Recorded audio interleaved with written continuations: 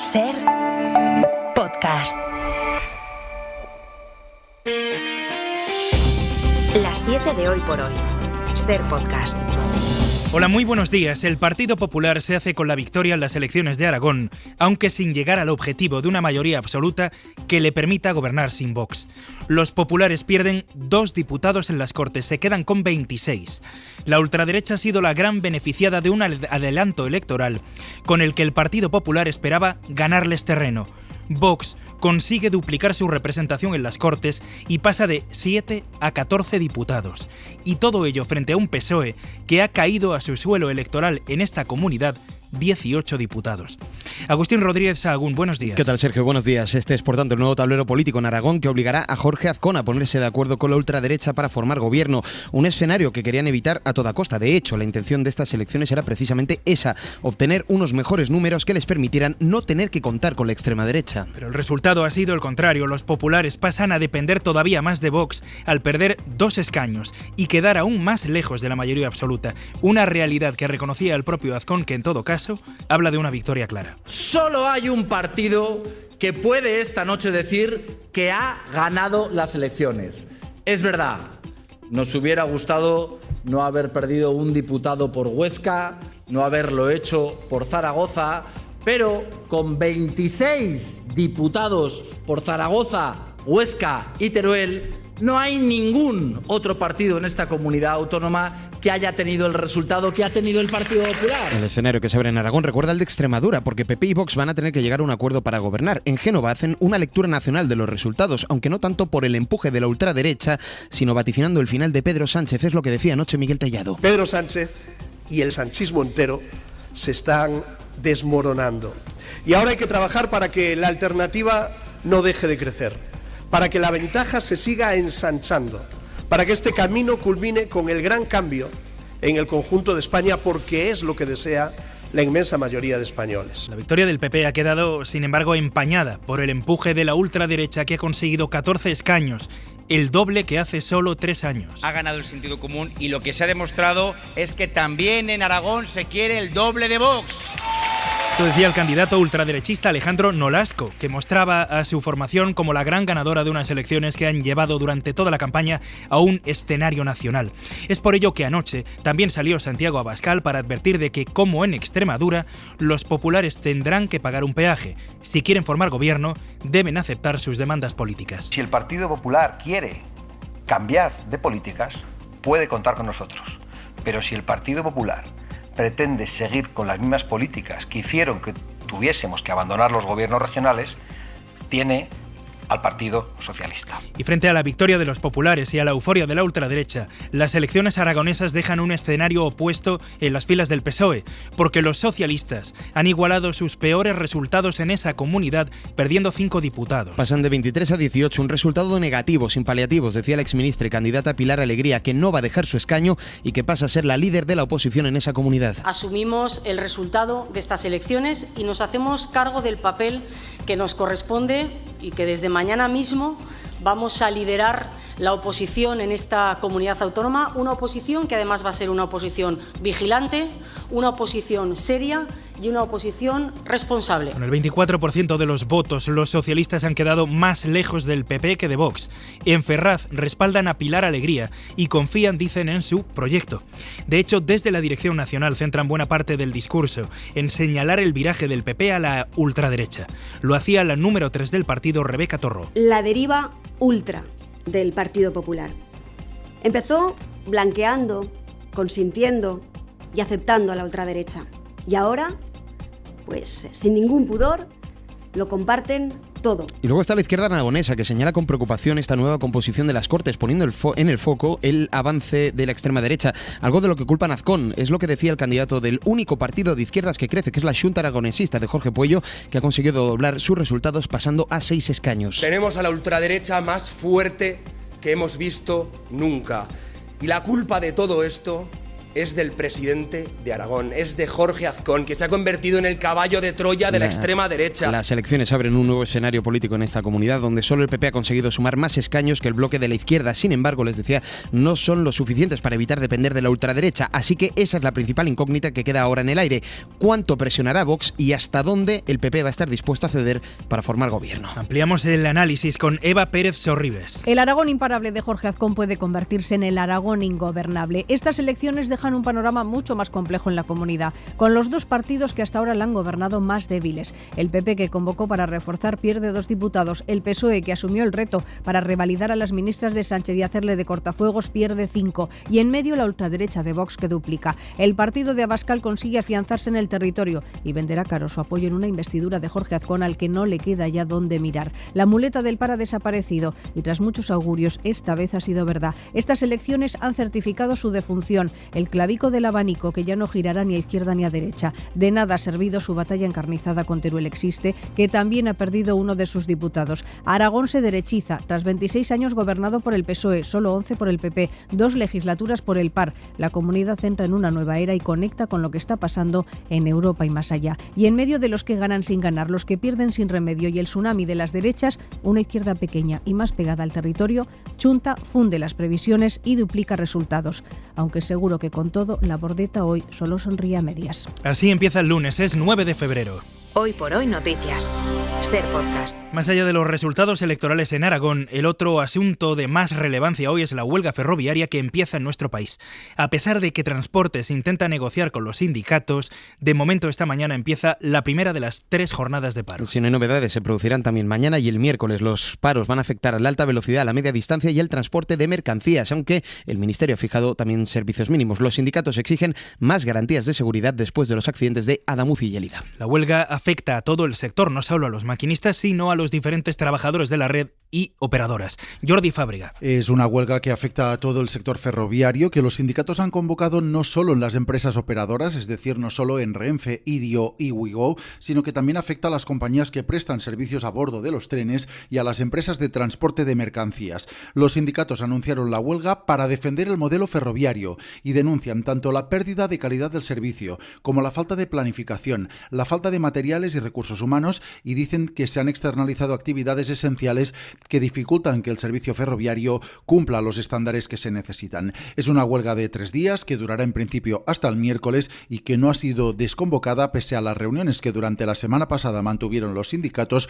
con el ministro de Transportes y los presidentes de Renfe y de Adif. Vamos, por tanto, a ver cómo empieza la primera jornada de huelga. De momento en Barcelona, Renfe asegura que los servicios mínimos no se están cumpliendo. Cataluña es uno de los puntos de mayor interés esta mañana. Red ferroviaria que lleva desde el pasado 20 de enero con varias líneas de rodalíes suspendidas y con tramos cortados, por lo que los paros se van a complicar todavía más hoy. En Tarragona está Eva Hidalgo. Buenos días. Buenos días. Caras de circunstancias entre los viajeros que llevan casi 3 semanas sufriendo las incidencias. Los andenes están mucho más vacíos de lo habitual por esta huelga que ha pillado hoy por sorpresa a algunos de los que están ahora pendientes del próximo tren. Las pantallas están llenas de cancelaciones y los que están previstos van con retraso. Dirección Barcelona desde aquí, desde Tarragona, solo ha salido uno a las 6 y los próximos no serán hasta las 8. Los usuarios se quejan también de poca información, ya que en las taquillas desconocen los detalles del servicio y remiten a las pantallas o la megafonía intermitente. Vamos a la estación de Santa Justa en Sevilla, uno de los principales puntos de conexión del sur del país. Ahí está Natalia Perales. ¿Cómo avanza la mañana, Natalia? Buenos días. Buenos días. La estación no está tan llena como un día normal. Sobran los asientos en Santa Justa, asientos a los que esperan varias personas con cara de desconcierto. No saben si podrán salir. A los efectos que está teniendo la huelga se suman las circunstancias meteorológicas. De hecho, hay 2 cercanías que están cancelados por este motivo. La situación es bastante caótica. Un grupo de usuarios canceló su tren a Málaga y Córdoba y cuando anularon el billete se anunciaba que el tren volvía a salir. Esto nos contaban algunos de ellos.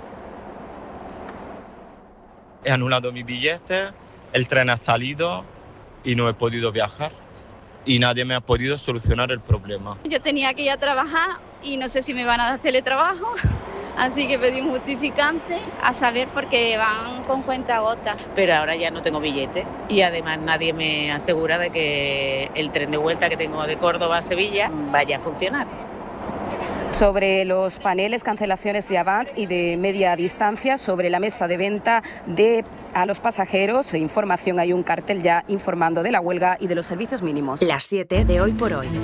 Ser Podcast. El inicio de la semana vuelve a estar marcado por la lluvia y el mal tiempo después de la llegada de la borrasca Marta. El temporal ha dado una ligera tregua este fin de semana, aunque de nuevo hoy va a haber varias comunidades con aviso por precipitaciones, entre ellas Andalucía. Ahí el temporal ha dejado cerca de 11.000 desalojados y aunque algunos han podido regresar a sus casas, buena parte no va a poder hacerlo si se agrava la situación. Es lo que ocurre en algunas zonas de Córdoba, Jaén o Cádiz. Y en Jerez se mantiene el riesgo de desprendimientos. Pedro Alemán, buenos días. Buenos días, sí, en Jerez se vuelve poco a poco a la normalidad. De los 2.000 vecinos desalojados, 410 pueden volver a sus casas, ya que no se ven afectados por la posible subida del nivel del río Guadalete, que sigue en nivel rojo por encima de los 6 metros. No se esperan por aquí fuertes lluvias, pero sí más desembalses que podrían elevar el nivel del caudal del río. Así que unos 1.500 vecinos tendrán aún que esperar para volver a sus casas. Más preocupante es la situación en Grazalema. En efecto, allí continúa en alerta amarilla por fuertes lluvias. Algunos vecinos coordinados y acompañados por la Guardia Civil pudieron acceder a sus casas para recoger enseres y animales domésticos que se habían tenido que dejar durante el desalojo. El regreso no tiene fecha, si bien el presidente de la Junta,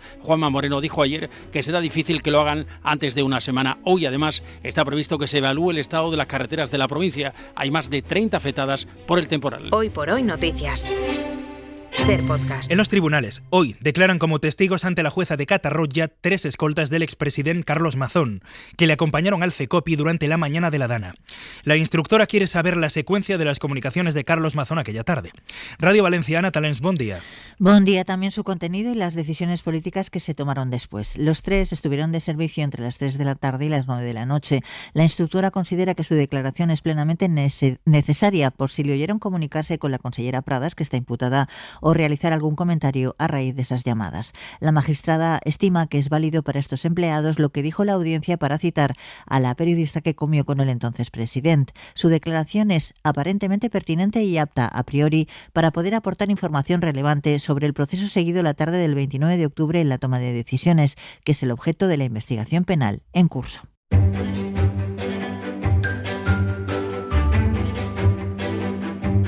Hoy por Hoy Noticias.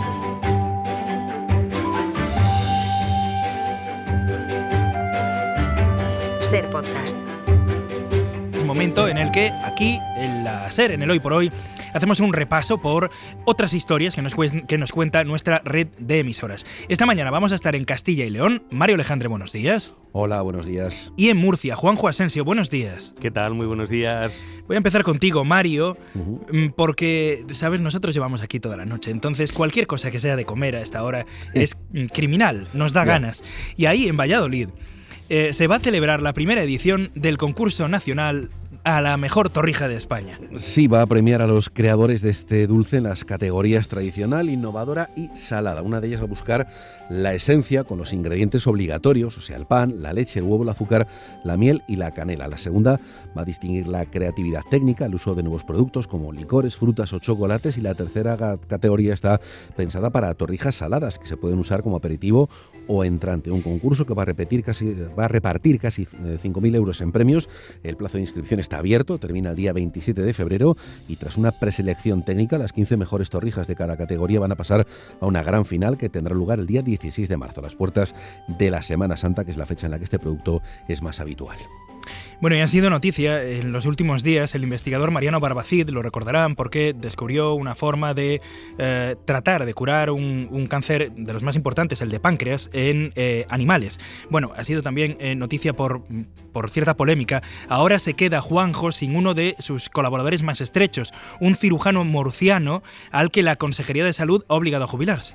Sí, a veces la ciencia avanza gracias a gestos tan rutinarios como enviar un paquete cada semana, y eso es justo lo que hacía este cirujano murciano, Francisco Sánchez Bueno, que durante años remitía desde el Hospital de la Risaca cada semana muestras de tumores a Mariano Barbacid para que éste siguiera investigando. Un trabajo discreto hasta que se convirtió en pieza clave de este último hito científico, como comentabas, la eliminación completa del cáncer de páncreas en ratones. Pero esa cadena de suministro científico se ha roto, y es que el Servicio Murciano de Salud ha jubilado de forma obligatoria a este investigador, a este cirujano. Con ello, Murcia pierde al único cirujano en nuestro país que enviaba estas muestras de forma semanal a Barbacid y con él hemos hablado. No puedo trabajar en la Risaca porque el SMS no me ha renovado ni me ha hecho ninguna posibilidad para seguir operando y atendiendo a pacientes con cáncer de páncreas y por consiguiente no puedo enviarle muestras a Mariano Barbacid. Bueno, la jubilación da paso a otros cirujanos que vienen pisando fuerte, pero la situación deja una reflexión difícil de esquivar, compañeros. ¿Puede un sistema sanitario permitirse prescindir